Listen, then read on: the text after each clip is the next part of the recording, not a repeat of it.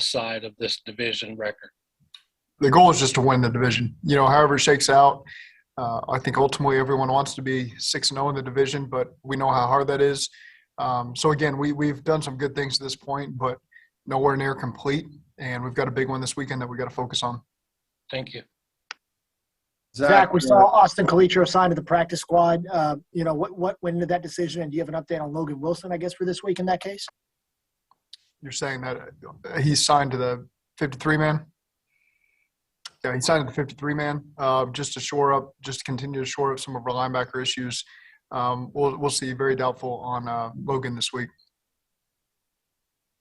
Zach, obviously, with Brandon Allen going into COVID protocol and going on the COVID list, there's natural concern with Joe Burrow. Can you give us an update on what it's like for them in terms of their contact? Have Zoom meetings helped separate them and kind of mitigate some of that concern? Yeah, they've done a great job. That's probably the easiest room to control, just because we've separated Jake out of there probably about 2 weeks ago. So he zooms in, and then Joe and Brandon are not even close to each other. So really the only time that they really have contact is outside of practice, and during the games. And so they've done a really good job of being careful, and our guys, oftentimes voluntarily wear masks. And so, that's not really a concern for us right now. So Joe wouldn't even necessarily be deemed a close contact, I guess, with Brandon? Close contact thing really only comes up if you have symptoms. Gotcha. That's new protocols.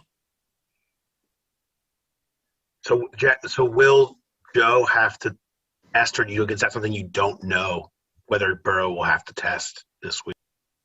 No, he should not have to test.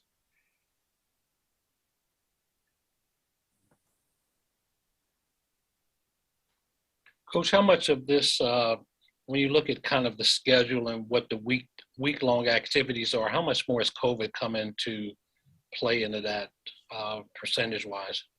Well, I mean, we make decisions every day, what's best for the team. On Saturday, we had our quarterback meeting virtual, which was the first time that we'd done that. Typically, we were always doing that in person all season. So that's just one of the changes that we've continued to make as we've seen this thing spread across the league. We'll be smart. We were just virtual today. Those were the only meetings we had today. Wednesday, we can restructure some things to maximize our use in the auditoriums, so guys aren't in their position meetings as much, or really if at all. And so, again, we just continue to monitor it day to day. And I'm giving credit to our guys. Oftentimes, they've done a really good job being proactive and trying to stay away from people and being smart. We know what's going on around the league. And again, we've just got to continue to protect ourselves and put ourselves in a really good position. Thank you. What's the biggest difference you see with T. Higgins compared to Week 17 of last season? I thought T finished last season really strong. So I think this year he knew what was in store year 2 in the NFL. He knew what the grind felt like. And he really attacked this offseason on his own before he even got with us. And then I thought he had a tremendous training camp. I thought that he was really coming on. And, he had the setback with shoulder early on against Chicago that he missed a couple weeks. But, he was certainly a guy that we figured would have this type of year. This is not a surprise, to us that have been around him every day and watched his approach, watched his attention to detail, his professionalism, and his desire to be great. And we got a bunch of guys in the receiver room that are like that right now. And you saw that kind of come to fruition on Saturday or Sunday. Jack, T mentioned something yesterday about how earlier in the season he was kind of still nervous about the injury, even though he was back, that it was kind of in his head. Did you ever talk to him about that, or did he mention that, or did you see that at all in his play, in the middle point of the season? Well, we talk a lot about the labrum issues, and it's different for different guys, different positions, different types of labrum issues you got, and so I can certainly understand that. He's a guy who's got to go up and high point balls, and oftentimes as a receiver you catch it and you land on it, so it's in the back of your head. And we ask our guys to go out there and dig out safeties in the box as well. So I thought that he did a great job coming back when he was ready and able to. And early on, I'm sure that there was a little bit of discomfort there. and he's just pushed through it and looks to me like he's feeling really good now. And again, those types of injuries sometimes can have different results. You know, some guys need immediate surgery. Some guys have to wait a couple weeks. Some guys, you know, it's just different. And he's done a really good job handling it. Zach, what have you seen from Eli Apple over the last few weeks? Kind of keep him in that starting role, even as Trey Waynes has come back healthy, and now you have him, Awuzie, and Apple all at y'all's disposal. I think it's a good crop of DBs right now. Eli he continues to compete, snap in and snap out, and he's made a lot of plays for us. So again, we need to continue to have that consistency in that entire DB room, and it's good to have guys like Trey come back and then Cheeto come back, and it's a good group of depth that we've got there right now. Also, real quick, when do you anticipate getting DJ Reader back? Do you guys have a timeline as to when that may be, or is it just the 2 negatives in 24? Yeah, the negative tests. It's a crapshoot.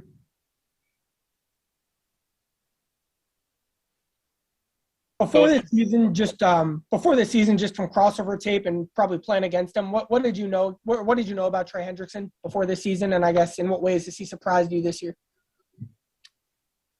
Well, obviously we paid him what we paid him because we saw a premier player and we saw the production that he had last year, and we felt that we were going to get that, and he'd be a great fit in the scheme that we wanted, the locker room that we wanted.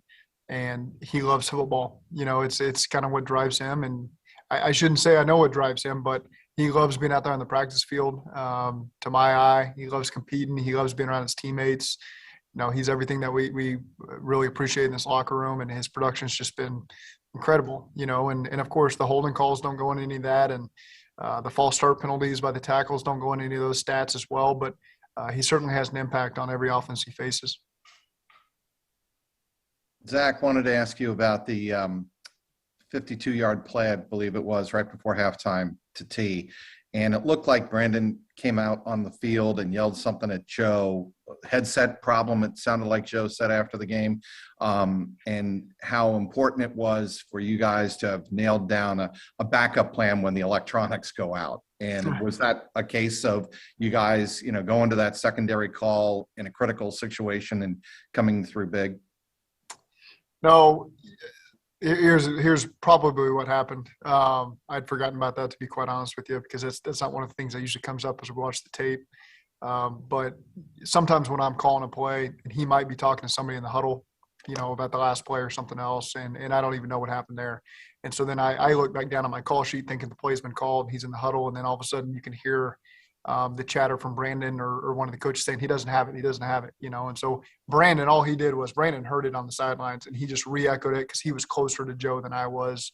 And so ultimately we got to the play we wanted to.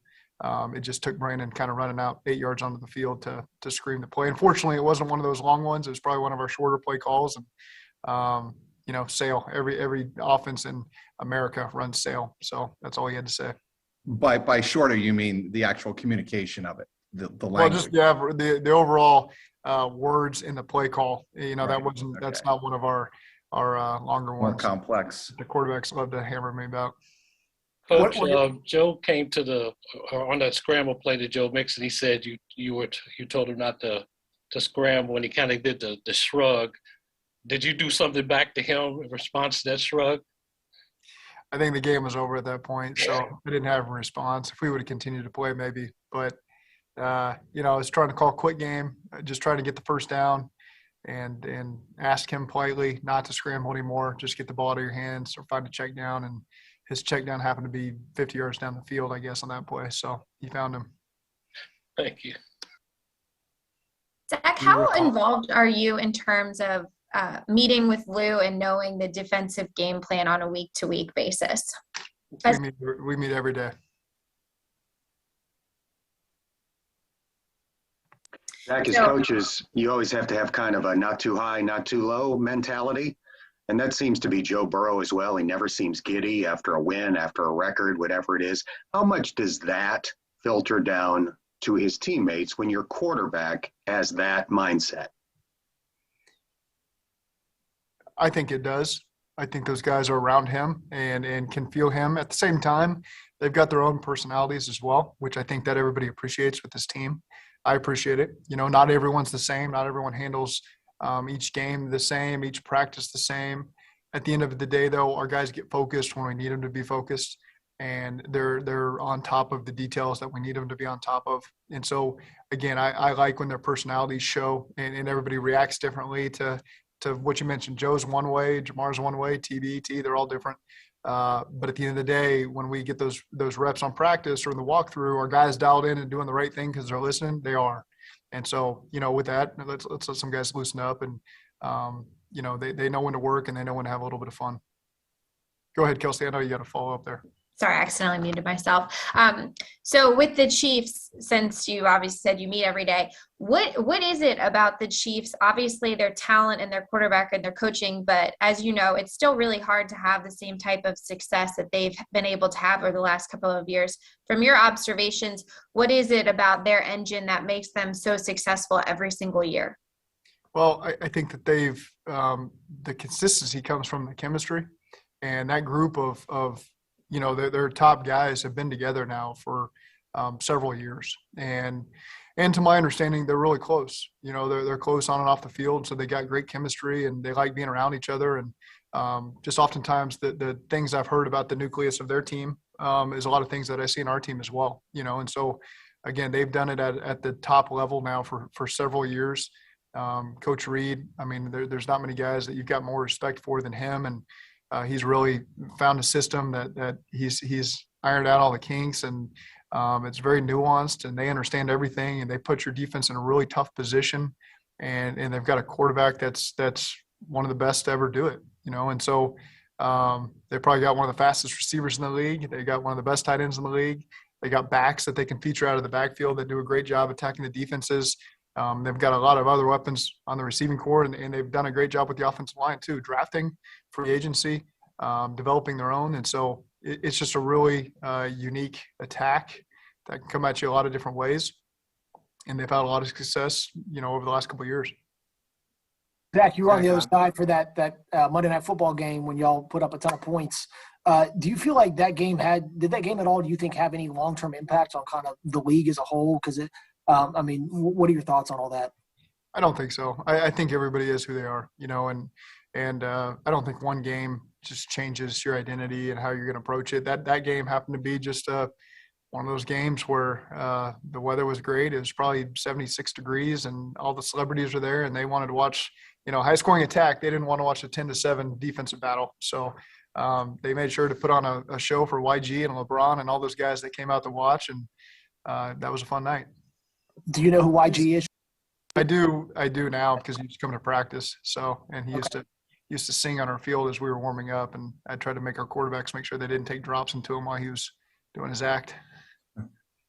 Have any of your current players requested any in-person visits, or artists or singers or any performances? Not to my knowledge. COVID has kind of shut all that out. Where you can't have guest speakers in the building anymore, and people come to practice, and that part's unfortunate. It's for everybody, but I think that's one of the things that now you've gotten used to, unfortunately, because that used to be a lot of fun. Having people around and different people in the team meetings, and even your family coming in the building. My kids haven't been in my office since 2019. So those are kind of the things, and everybody deals with it. That's not just here; that's the whole league, and that's every profession. But it'll be nice when things can get back to relatively normal and kind of the way things were.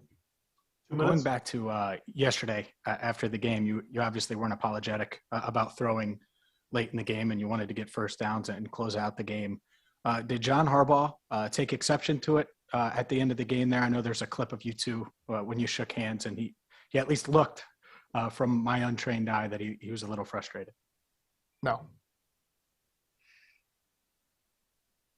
Zach, what did you see on film that indicated your struggles on third down and why the defense couldn't get off the field? Because obviously coming up this week, I would assume that's got to improve.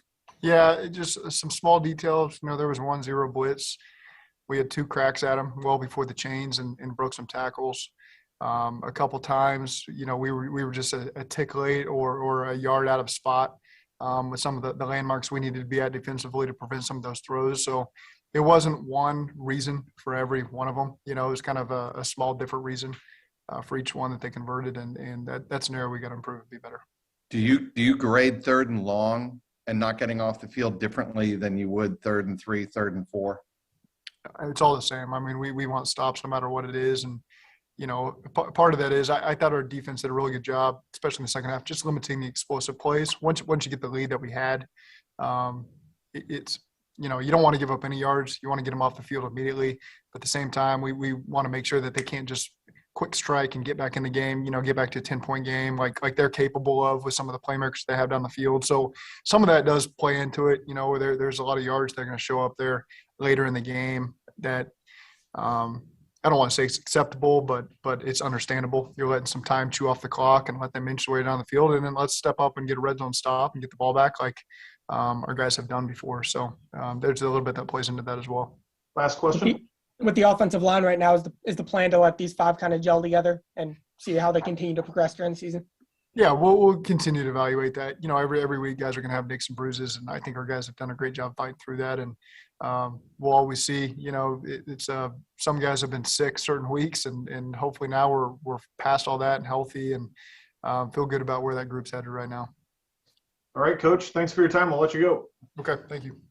Thanks, Zach.